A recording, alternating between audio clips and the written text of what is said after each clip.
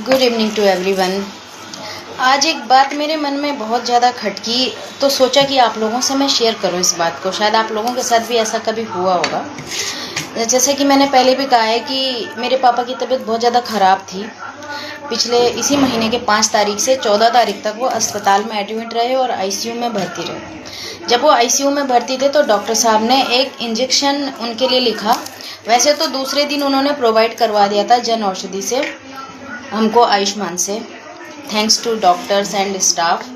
लेकिन जब वो वहाँ पर अवेलेबल नहीं था ना, तो हमें वो इंजेक्शन पर्चे पे लिख के बाहर से लेना था। फर्स्ट डे मेरी सिस्टर गई थी लेने के लिए, तो उसको वो एक इंजेक्शन 100 रुपये का मिला, जो कि एक पर्टिकुलर मेडिकल स्टोर है बाहर, दून के बाहर है। नाम नहीं बताऊंगी क्योंकि किसी का नाम खराब करना ठीक नहीं होता है। और तो मुझे लगा शायद यही कीमत होगी।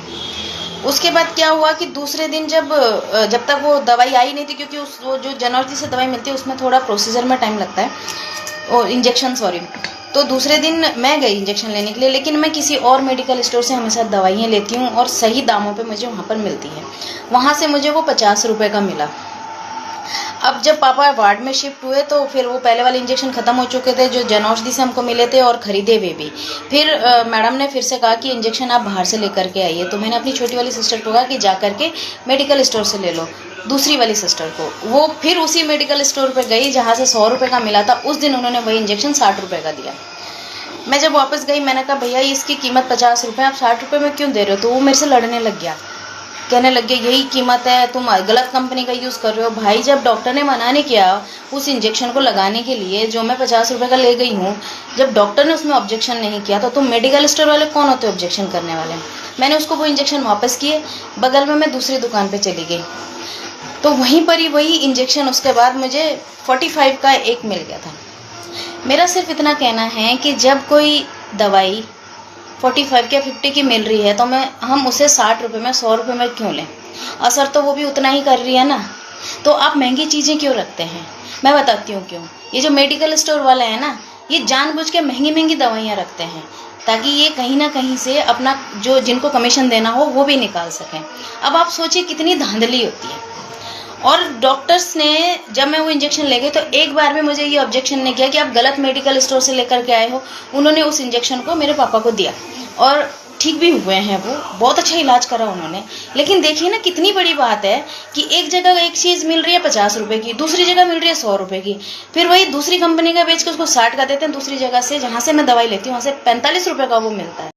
तो अब आप सोचिए कि आप इस बात को क्या कहेंगे, आप कहाँ से लें चीज़?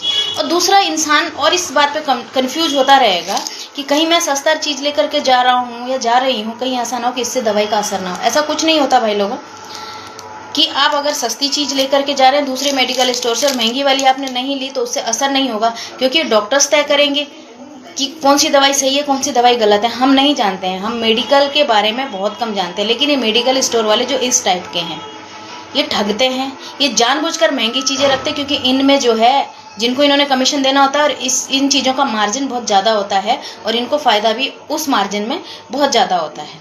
और अगर कोई उसी चीज़ को कम दाम में बेच रहा है तो असर उतना ही होगा, लेकिन हो सकता है कोई अपना प्रॉफिट कम देख रहा हो। खैर हमें प्रॉफिट से कोई लेना देना नहीं है, हमें अपने जो हमारा जो मरीज है हमें उसकी तबीयत से लेना देना है। पर जब डॉक्टर ने हमें मना नहीं किया उसके बावजूद भी, और बहुत ज़्यादा आग बबूला हो गया था वो जब मैं वापस कराने गई, नहीं तुम ये ले रहे हो तुम, अरे भाई बगल वाला तुम्हारा वही चीज़ सेम चीज़ कम रेट में दे रहे हो, तुम महंगे में दे रहे हो और फिर अपने आप से अकड़ भी रहा है।